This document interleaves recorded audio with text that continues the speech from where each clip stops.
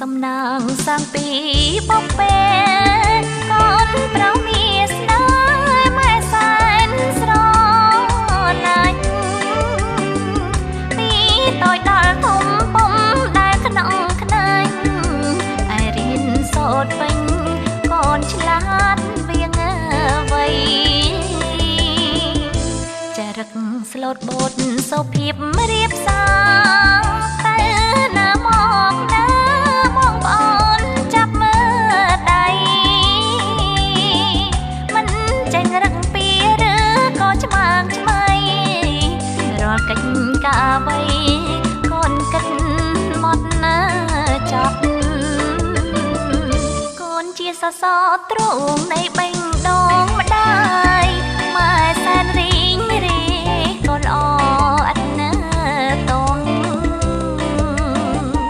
ក៏រំចាស់ទុំសំដីពីរូ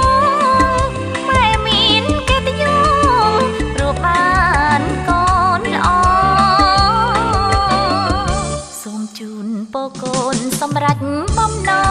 ងតើកូនបានផ្សងដោយក្តីស្មោះសបាញ់ចំសិក្សាមានការងារល្អ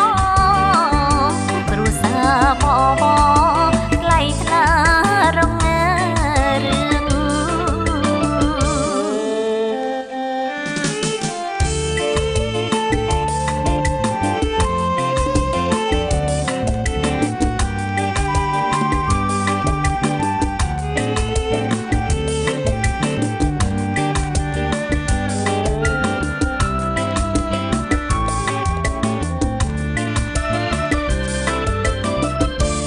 ជាសសរទ្រូងនៃបេះដូងម្ដា